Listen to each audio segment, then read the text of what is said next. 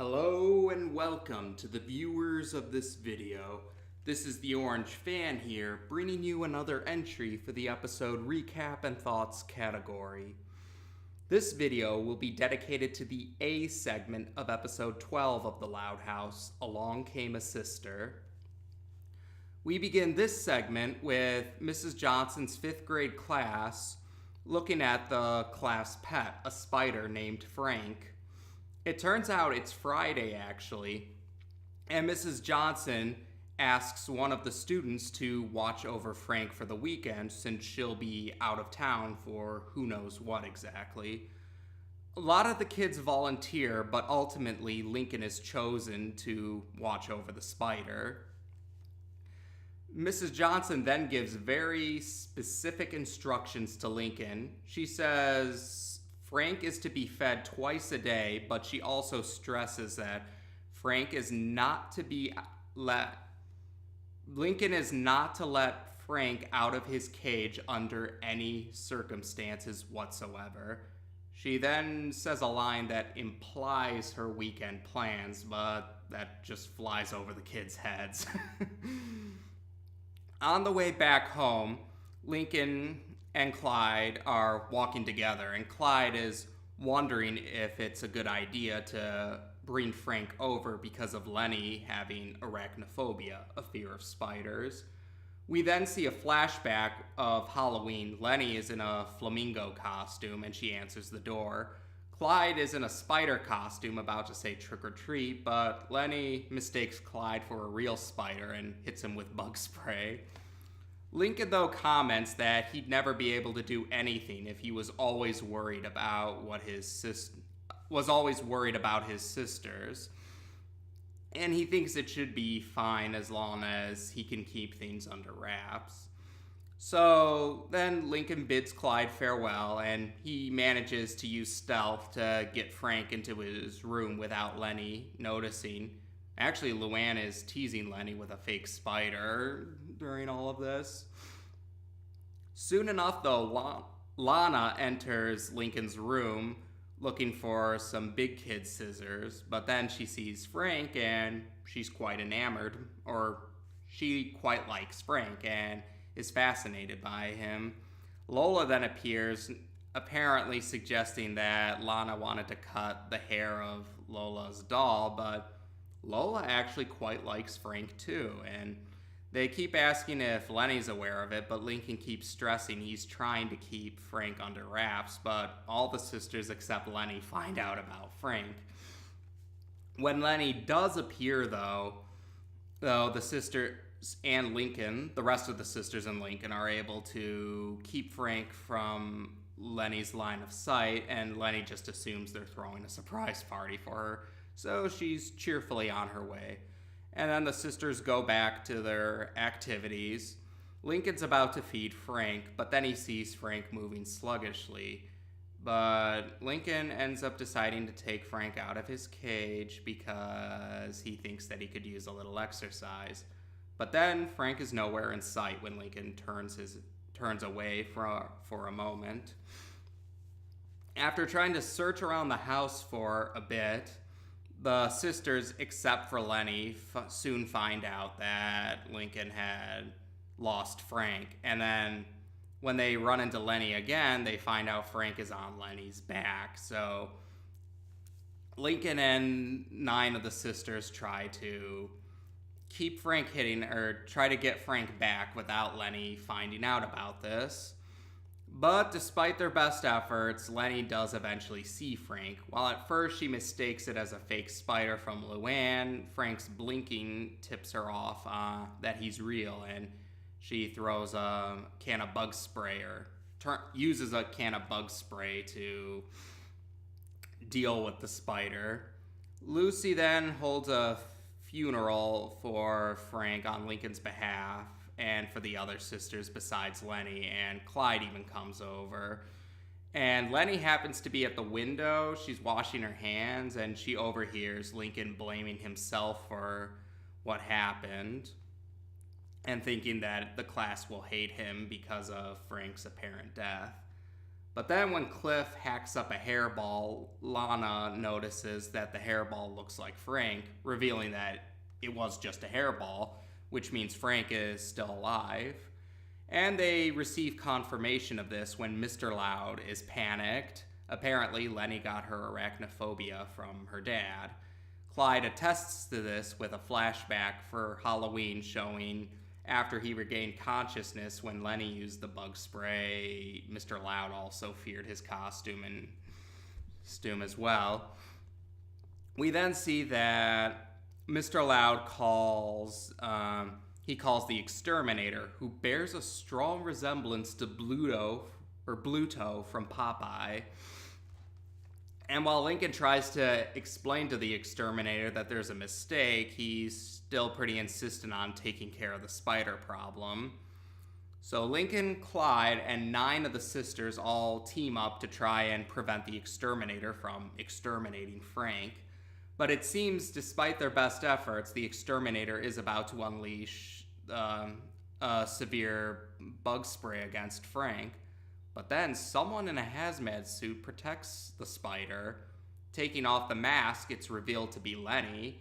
She actually says that it's wrong to do this because it would be exterminating Lincoln's future, is what she says. She's like, if you exterminate the spider, you exterminate Lincoln's future. And at first, while the exterminator seems to have a change of heart, he's really just faking it, and he just gives them the bill and he's on his way out. And while Leni did protect Frank, she is shown to still be fearful of him and asks Lincoln to bring him back to his cage. But then Lisa comments that Frank is an interesting name for the spider because after getting a closer look at Frank, she reveals Frank is actually a female spider, and that female spiders tend to be sluggish when they're about to give birth. So then it's Monday, so the weekend's over, and it sounds like some of the sisters, while some of them call the spider Frank still, some of them call the spider Francis now. So as Lincoln is taking Frank or Francis, whichever you prefer, back home, or back to its home in the class, I should say, back to class as the class pet, it turns out that Frank or Francis ended up laying her eggs in the vents of the house. And the segment ends with Leni screaming in terror as she's introduced to Frank or Francis's children. Now, this segment is one I had mixed thoughts about it. There were some things I liked and some things I didn't like about the segment. Let's start with what I didn't like about the segment, and that is I felt like Lincoln was hit with informed wrongness. And what I mean by that is the segment tries to portray Lincoln as being in the wrong simply for bringing Frank or Francis, whichever you want to call her, over to his house for the weekend, even though Leni and Mr. Loud to an extent were afraid of spiders. But actually, I felt that Lincoln's original point, his point about how he'd never be able to do anything if he was always worried about his sisters, was actually a valid point, within reason, of course. And I don't think that having Frank or Francis over for the weekend was unreasonable at all. Especially because the whole conflict of Francis getting out of the cage and running around the house and even laying eggs in the house's vents, the only reason that happened was because Lincoln ignored Mrs. Johnson's instructions.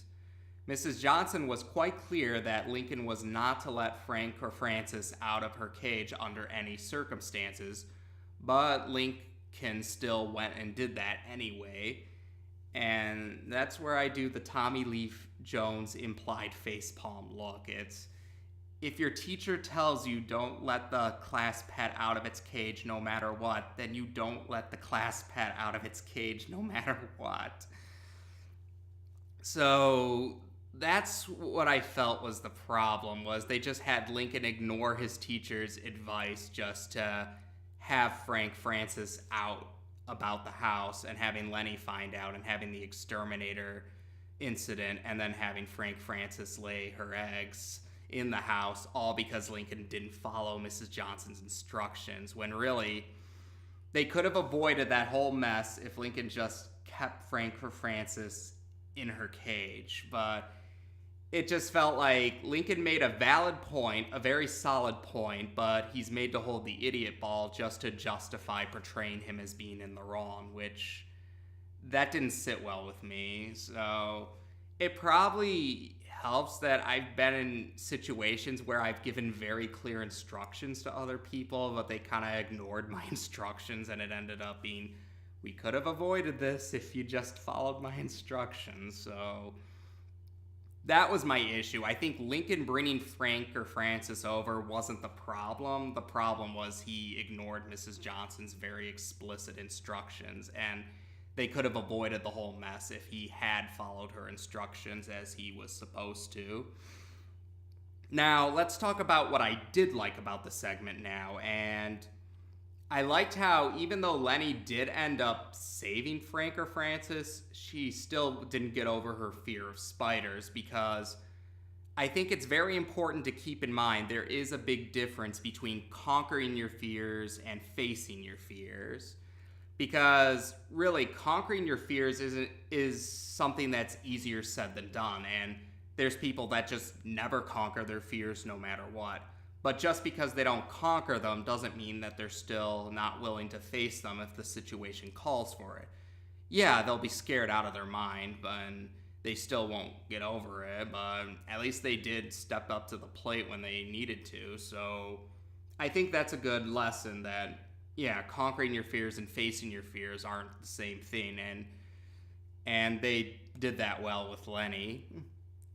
On another note, I liked how Lola actually liked Frank or Francis. That was something I liked, because similar to Sleuth or Consequences, which showed even though Lucy is the goth poet, there are still other aspects to her character besides just being a goth poet, because the Princess Pony book was as far from gothic as you can get.